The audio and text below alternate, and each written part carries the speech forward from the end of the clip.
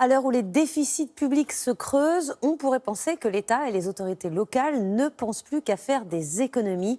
Eh bien, à Toulouse, la construction d'une cité administrative vient d'être lancée, alors qu'il en existe déjà une tout juste rénovée. L'œil du 20h a enquêté.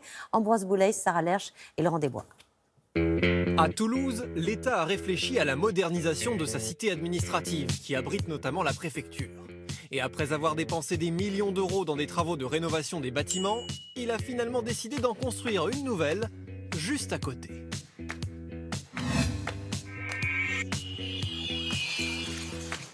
Dans le centre de Toulouse, cette cité administrative abrite depuis 50 ans les services de l'État dans la région. Mais plus pour longtemps. La direction de l'immobilier de l'État a décidé de construire une nouvelle cité administrative, 3 km plus loin, sur un ancien terrain militaire, pour 90 millions d'euros. Une décision incompréhensible pour ce délégué force ouvrière qui nous a fait visiter la cité actuelle, en bon état général selon lui.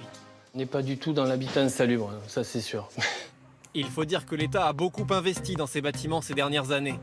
Remplacement des fenêtres, réfection des façades, 27 millions d'euros de travaux depuis 20 ans.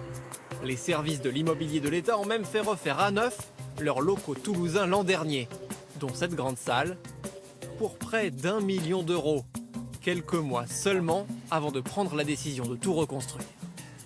Le bon sens, ça consiste à dire on ne jette pas, on réemploie. Voilà. C'est valable pour un mixeur, c'est valable pour un téléphone, c'est valable pour un bâtiment qui coûte des dizaines de millions d'euros. Et il n'est pas le seul à le penser. Consulté sur le projet, le ministère de la Transition écologique lui-même avait estimé à 2 reprises « Le contenu du dossier ne permet pas de justifier le recours à une construction neuve ». Pourquoi ? Un agent du ministère nous explique. Quand on a affaire à un scénario de construction neuve, on a un coût qui est plus élevé par rapport à de la rénovation énergétique. En plus, il y a une incertitude sur le devenir des bâtiments qui sont délaissés. Pourtant, après avoir étudié plusieurs scénarios, la direction de l'immobilier de l'État a finalement opté pour la construction d'un nouveau bâtiment sur cet ancien site militaire qui sera réhabilité. Sur l'arrière, où viendra prendre place un bâtiment neuf de 4 à 5 niveaux. Le chef de projet justifie le choix du neuf parce qu'il serait plus fonctionnel et plus économe en énergie que l'ancien.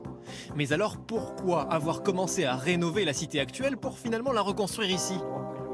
1 million d'euros l'an dernier pour refaire les services de la direction de l'immobilier de l'État. Est-ce que c'est pas un peu jeté par la fenêtre ? Je ne vais pas assurer le service après-vente pendant X années d'une décision qui a plus d'1 an maintenant. Mettons en œuvre ce projet aujourd'hui et arrêtons d'essayer de chercher les sujets qui pourraient nous empêcher d'avancer sur cette affaire. Contacté, le ministère des Finances estime que les millions d'euros de travaux effectués ces dernières années n'étaient que des dépenses d'entretien de la cité administrative. Bref, des sommes qui ne l'empêchent pas de déménager.